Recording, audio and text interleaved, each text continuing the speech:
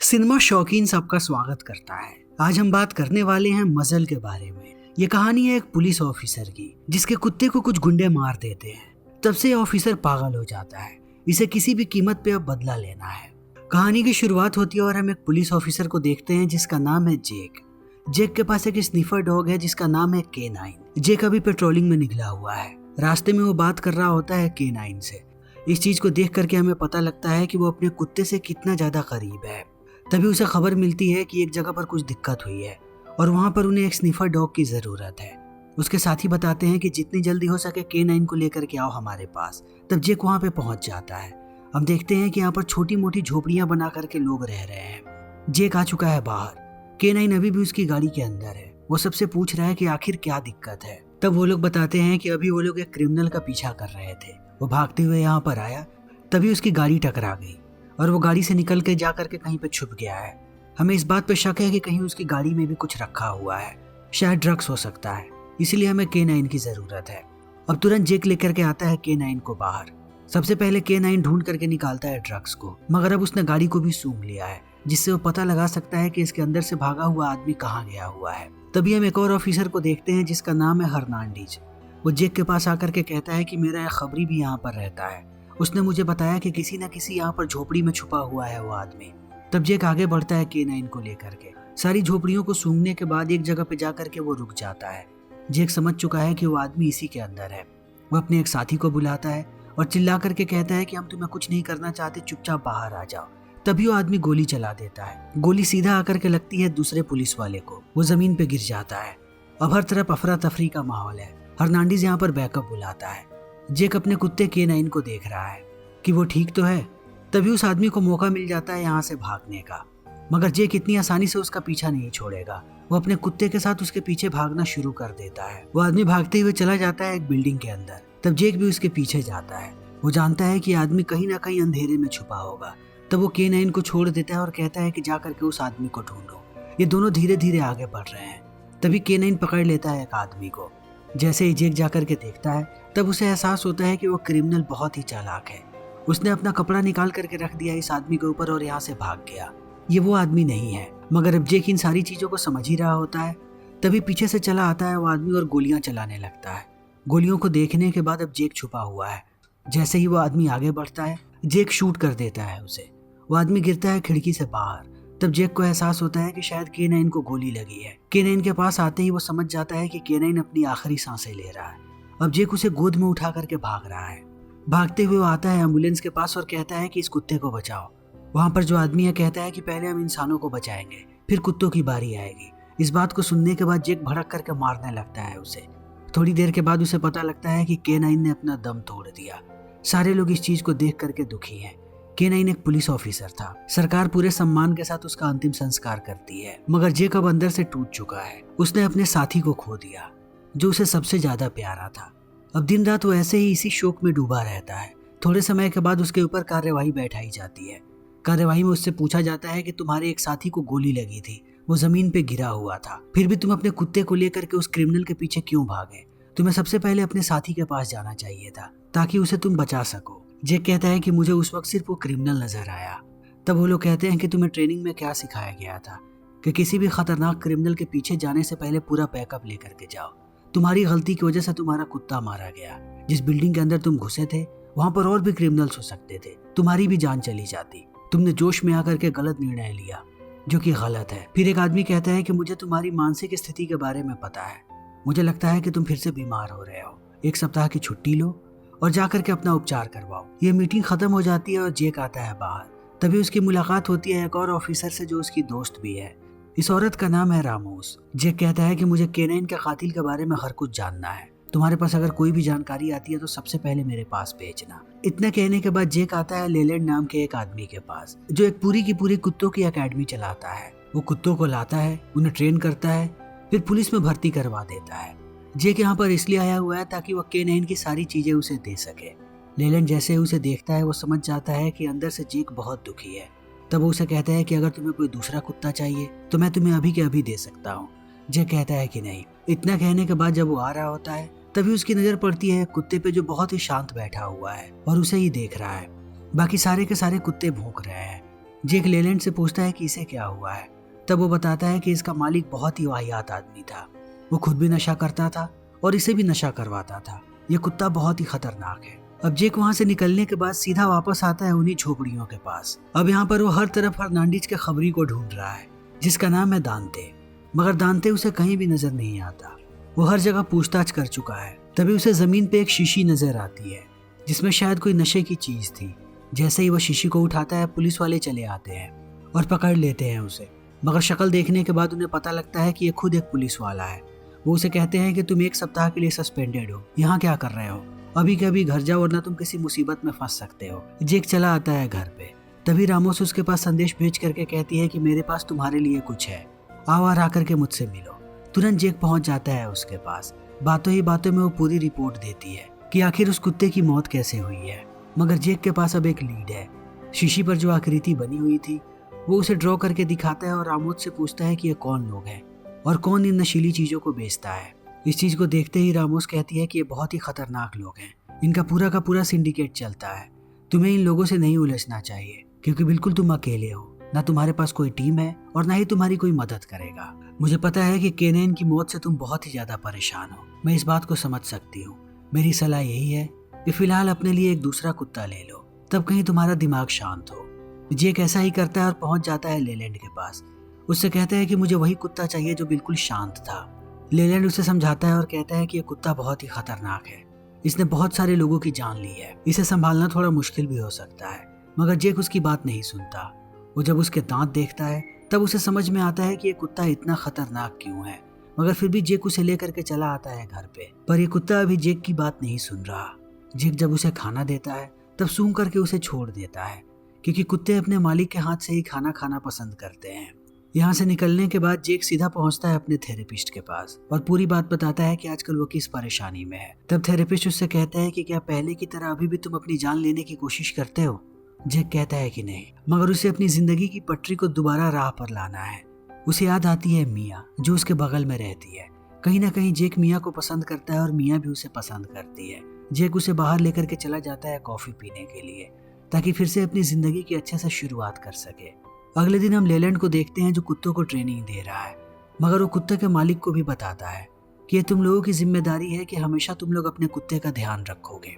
तुम लोग को एक बात समझनी पड़ेगी, ये कुत्ते बहुत स्मार्ट हैं, मगर इतने स्मार्ट नहीं है कि अपनी हिफाजत कर सके। ये अपनी जान भी दे देंगे तुम्हारे लिए, तो तुम्हें अपना दिमाग लगाना है कि किसी भी मुश्किल परिस्थिति में तुम्हें इसका ध्यान रखना है। अब जेक के नए कुत्ते की भी ट्रेनिंग शुरू हो जाती है, मगर जेक जब भी अपने कुत्ते के पास जाता है वो बिल्कुल भी उसका कहा नहीं मानता। तब वो सीधा आता है लेलैंड के पास। उससे कहता है कि ये क्या हो रहा है, ये मेरा कुत्ता है मगर मेरी बात नहीं सुन रहा। लेलैंड कहता है कि उसे थोड़ा समय लगेगा, पहले उसका विश्वास जीतो, फिर वो जरूर तुम्हारी बात सुनेगा। अब समय बीतने लगता है और जेक पूरा समय दे रहा है अपने कुत्ते को। तब वो उसकी बात सुनना शुरू कर देता है और उसके हाथ से खाना भी खाता है। अब जेक वापस आ चुका है। वो सबसे पहले अपनी गाड़ी में बैठ करके सारे लोगों को कहता है कि एक काले आदमी को ढूंढो जिसका नाम दांते है, उसके दोनों पैर नहीं है। इस बात को सुनते ही सबसे पहले हर्नांडीज रिएक्ट करता है और जेक यही चाहता था कि हर्नांडीज पहुंचे दांते के पास, तब जेक को दांते मिल जाए। हर्नांडीज दांते को जाकर के कहता है कि क्या तुमने कुछ गड़बड़ की है, पुलिस वाले तुम्हें ढूंढ क्यों रहे हैं? दांते कहता है कि मैंने कोई गड़बड़ नहीं की। हर्नांडीज कहता है कि तुम थोड़ा संभल के रहो, कुछ भी गड़बड़ होती है तो मैं तुम्हें बताता हूँ। जैसे ही हर्नांडीज यहाँ से निकलता है जेक चला आता है दांते के पास और उसे कहता है कि तुम्हें घबराने की कोई जरूरत नहीं है, मैंने ही रेडियो पर वो खबर दी थी। तभी दांते की नजर पड़ती है जेक के कुत्ते पे। वो कहता है कि इस कुत्ते को तो मैं जानता हूँ। जेक उससे कहता है कि नहीं, मेरा कुत्ता मर गया, ये दूसरा कुत्ता है। जेक जानता है कि दांते इतनी आसानी से मुंह नहीं खोलेगा। तब वो उसके लिए कुछ चीजें ला करके देता है और सिगरेट भी पिलाता है। फिर पूछता है कि मुझे बताओ इस चीज के बारे में।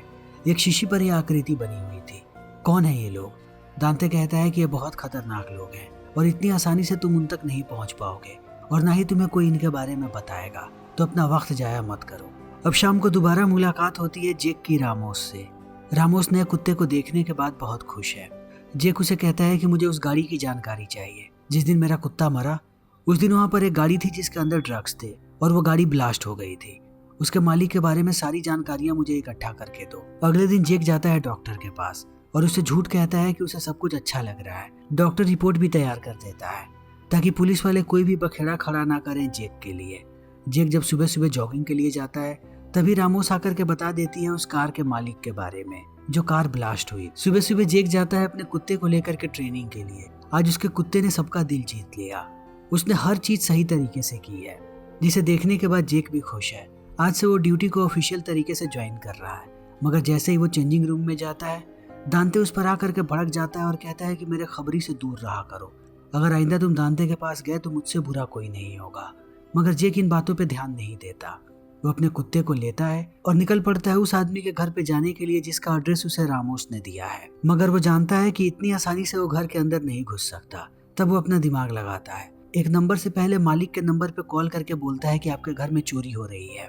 तब मालिक सीधा पुलिस वालों के पास कॉल कर देता है और पुलिस वाले इमरजेंसी नंबर लगा करके ये बात बताते हैं जेक को। अब जेक के पास परमिशन है कि वो इस घर के अंदर जा सके। तब वो घर के अंदर घुसता है अपने कुत्ते के साथ।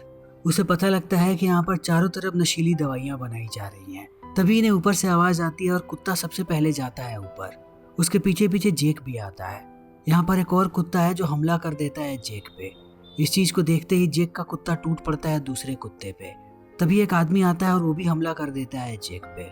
जेक और उन दोनों के बीच बहुत देर तक लड़ाई होती है। जेक जानता है कि अगर उसने इस आदमी को नहीं मारा तो यह आदमी उसे मार देगा। जेक उसे मार देता है। तभी उसकी नजर पड़ती है अपने कुत्ते पे। उसके कुत्ते ने भी दूसरे कुत्ते को मार दिया है। जेक को यहाँ पर वैसे ही शीशियां मिलती हैं। वो घर आता है और सबसे पहले अपने कुत्ते को नहलाता है। जब वो शीशी को देख रहा होता है तभी उसकी नजर पड़ती है अपने कुत्ते पे। कुत्ते को देख करके ऐसा लग रहा है कि उसे नशीली चीज चाहिए। तब जेक को याद आता है कि इस कुत्ते का मालिक उसे नशा करवाता था। मगर जेक ऐसा नहीं करना चाहता। वो तुरंत कुत्ते को बंद कर देता है पिंजरे में और अपनी रिसर्च को जारी करता है। थोड़े समय के बाद उसे पता लगता है कि ये नशीली चीज एक कंपनी बना रही है जो दावा करती है कि वो दवाइयाँ बनाती है और वो इस चीज को चाइना भी भेज रहे हैं। उसके पास अब कंपनी की पूरी जानकारी है। मगर अगले दिन उसका सीनियर उस पर भड़क जाता है। वो कहता है कि तुम उस घर में क्यों घुसे? वो घर एक मेडिकल कंपनी का है। मुझे पता है कि वहाँ पर वो लोग कुछ ऐसी चीजें बनाते हैं जो गैर कानूनी है। मगर अंदर घुसने के बाद तुमने एक आदमी को मार दिया। अब इस रायते को समेटने में मुझे बहुत समय लगने वाला है। वो जेक को वार्निंग देकर के भगा देता है यहाँ से। बाहर जाते ही उसकी मुलाकात होती है रामोस से। रामोस कहती है कि तुम क्या करने पे तुले हुए हो? तुम वहाँ क्यों गए और तुमने उस आदमी को क्यों मारा? जेक कहता है कि मुझे कैसे भी अपने कुत्ते के कातिल को ढूंढना है। जब तक मैं उसे नहीं ढूंढ लूं और ना मार दूं तब तक मैं शांत नहीं बैठने वाला। मुझे बस इतना पता है कि वो आदमी जर्मन बोल रहा था। इसके पीछे किसी जर्मन का ही हाथ है। अगर तुम मदद कर सकती हो तो उस आदमी को ढूंढो।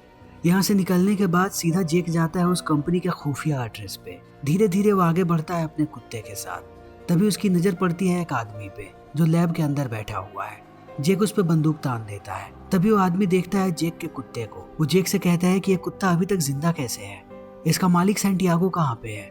तब जेक उस पे बंदूक तान करके कहता है कि ये सैंटियागो कौन है? ये आदमी समझ जाता है कि मामला खराब होने वाला है। वो तुरंत एक केमिकल फेंक देता है जेक के चेहरे पे। तब जेक गिर जाता है जमीन पे। उसे कुछ भी ठीक से नजर नहीं आ रहा। तभी वो देखता है कि यहाँ पर एक औरत आई हुई है। वो उसे ठीक से देख भी नहीं पा रहा। वो औरत कहती है कि मैं इस कुत्ते को भली भांति जानती हूँ। इतना कहने के बाद वो कुत्ते को अपने पास बुला लेती है और जेक को छोड़ करके ये लोग चले जाते हैं। सुबह सुबह जैसे ही उसे होश आता है उसे याद आता है कि उन लोगों ने उसकी गाड़ी को जला दिया, मगर फिर भी उसे जिंदा छोड़ करके चले गए। अब जेक सीधा पहुंचता है अपने बॉस के पास जो बहुत ही ज्यादा गुस्से में है। वो कहता है कि मैंने तुम्हें पहले ही वार्निंग दी थी, इस बार भी तुमने गड़बड़ की है और अपनी गाड़ी भी तुमने जलवा ली। मुझे लगता है कि तुम्हारी मानसिक स्थिति फिर से खराब हो रही है। इस बार मैं तुम्हें लंबी छुट्टी पर भेजूंगा। इन बातों को सुनने के बाद जेक जैसे ही बाहर आता है हर्नांडीज उसे कहता है कि मेरी गाड़ी में बैठो। जेक कहता है कि नहीं। तब हर्नांडीज जिद करके बैठा लेता है। वो जेक से कहता है कि मुझे पता है कि जब तुम्हारा कुत्ता खो जाए तो कैसा लगता है। तुम्हारे पहले कुत्ते को उन लोगों ने मार दिया, लेकिन अब उन लोगों ने तुम्हारे दूसरे कुत्ते को किडनैप कर लिया है। ये चीज गलत है। अब मैं तुम्हारे साथ हूँ, बताओ क्या करना है। हम दोनों मिल करके ढूंढेंगे तुम्हारे कुत्ते को। मगर जेक यहाँ से निकल करके सीधा जाता है अपने थेरेपिस्ट के पास और उससे बात करता है। थेरेपिस्ट वही सवाल पूछता है कि क्या तुम अपनी जान लेने वाले हो? तब उसके आंखों में आंसू आ जाते हैं, मगर थोड़ी देर के बाद वो कहता है कि नहीं। मगर अब सच में जेक की हालत खराब हो रही है। वो रात रात भर दिन दिन भर ऐसे ही भटकते रहता है पागलों की तरह। तभी उसके पास रामोस आती है, कहती है कि मुझे तुम्हारे कुत्ते के पुराने मालिक का एड्रेस मिल गया है, यानी सैंटियागो का। जाकर के उससे मिलो। यहाँ से निकलते ही जेक सीधा जाता है उस घर पे जहाँ पर उसने उस आदमी को मारा था और उसकी गाड़ी लेकर के चला आता है, क्योंकि अब जेक के पास कोई गाड़ी नहीं है। वो पहुंचता है सैंटियागो के पास।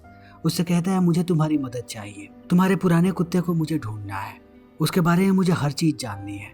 तब सैंटियागो पूरी कहानी बताता है कि वो कुत्ता गैंगस्टर्स का था, वो लोग उसे नशा करवाते थे। एक वक्त के बाद उसकी हालत खराब होने लगी, तब उन लोगों ने कुत्ते को छोड़ दिया। उसी वक्त मेरी नजर उस पर पड़ी, मैं उसे वापस लाया और संभालना शुरू कर दिया। मगर उस कुत्ते की एक खतरनाक बात है जो कोई नहीं जानता, मैं तुम्हें बता रहा हूँ। वो एक शब्द बताता है और कहता है कि इस शब्द के रिपीट करते ही अगर तुमने चुटकी बजा दी तो वो कुत्ता किसी के भी गले पे काट लेगा। वो देखता है कि सैंटियागो के गले पर भी निशान है, यानी कि उस कुत्ते ने इसके गले पर भी हमला किया था। जेक कहता है कि मुझे उन लोगों के बारे में बताओ कि वो लोग मुझे कहाँ मिलेंगे। सैंटियागो एड्रेस दे देता है। जेक सीधा आता है अपने घर पे। उसके पास जितने भी हथियार पड़े थे वो सारे हथियारों को बाहर निकाल लेता है ताकि आज वो चुन चुन के सबको मौत के घाट उतार दे। रात को वो पहुंच जाता है उस एड्रेस पे। यहाँ पर उसे बहुत सारे लोग नजर आते हैं। तब वो सीधा कॉल घुमाता है हर्नांडिस को। थोड़ी देर के बाद वो जाता है अंदर।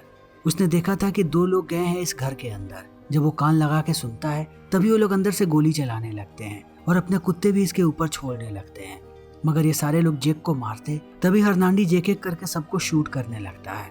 वो अंदर नहीं है बल्कि बाहर से स्नाइपर की तरह काम कर रहा है। वो रास्ते को क्लियर कर रहा है ताकि जेक अंदर जा सके। और ऐसा ही होता है। गुंडों का पीछा करते करते जेक चला आता है अंदर उसे बहुत सारे पिंजड़े नजर आते हैं जिन सब में कुत्तों को रखा जाता था, मगर सारे के सारे पिंजड़े खाली हैं। तभी जेक के सामने वो औरत आती है। उसका नाम है ओजो। उसके साथ यहाँ पर जेक का कुत्ता भी है। जेक कुत्ते की तरफ इशारा करता है कि वो उसके पास आ जाए, मगर जब वो उसके पास नहीं आता तब ओजो हंसने लगती है और कहती है कि इस बात को मान लो कि ये कुत्ता तुम्हारा नहीं है, तुम्हारा कुत्ता कब का मर चुका है, तुम्हें हार मान लेना चाहिए। इन बातों को सुनने के बाद जेक कहता है कि मैं सच में हार मान चुका हूँ, तुम मुझे मारना चाहती हो तो मार दो। इतना कहने के बाद वो अपनी बंदूक फेंक देता है। तब वो जो उससे कहती है कि तुम अपनी जान लेना चाहते हो। जेक कहता है कि हाँ। जेक कहता है कि कोई खुद अपनी जान ले ले तो उसे जर्मन में क्या कहते हैं। वो जो जर्मन में वो शब्द कहती है। इस बात को सुनते ही जेक यहाँ पर चुटकी बजाता है। तभी उसका कुत्ता गला पकड़ लेता है ओजो का, यानी कि यही वो शब्द है जिसे सुनने के बाद वो गले पे काटता है। वो मार देता है ओजो को। लेकिन यहाँ पर ओजो ने बहुत सारे कुत्ते रखे थे, ये सारे के सारे टूट पड़ते हैं अब उस पे। जेक अपने कुत्ते को बचाता है और लेकर के आता है बाहर। तब वो देखता है कि उसके कुत्ते का एक पैर खराब हो चुका है, मगर इस बार वो किसी भी कुत्ते को मरने नहीं देगा। वो उसे ठीक करवा लेता है। जैसे जैसे समय बीतता है न्यूज में हमें पता लगता है कि कचरे में 5 लाशें मिली हुई हैं, यानी कि जेक और हर्नांडिस ने जिन लोगों को भी मारा उस रात सबको कचरे में ला करके फेंक दिया ताकि उनके ऊपर कोई भी कार्यवाही ना हो। अब समय ऐसे ही बीतने लगता है। कुछ समय के बाद हम देखते हैं कि जेक ने शादी कर लिया है मिया से और उसका एक बच्चा भी है और अपने बच्चे से बात कर रहा है जैसे वो एक समय पे K9 से बात किया करता था। तभी हम सामने उसकी पत्नी मिया को देखते हैं जिसके पास उसका कुत्ता है। उसका एक पैर टूट चुका है मगर फिर भी वो इनके साथ ही है और ये सारे लोग एक साथ बहुत खुश हैं। फिर इसी के साथ ये फिल्म यहीं पर ख़त्म हो जाती है। तो दोस्तों हमारी आज की ये वीडियो यहीं पर ख़त्म होती है। अगर आपको हमारी ये वीडियो पसंद आई हो तो इसे लाइक करें, शेयर करें और चैनल को सब्सक्राइब करें। Thank you.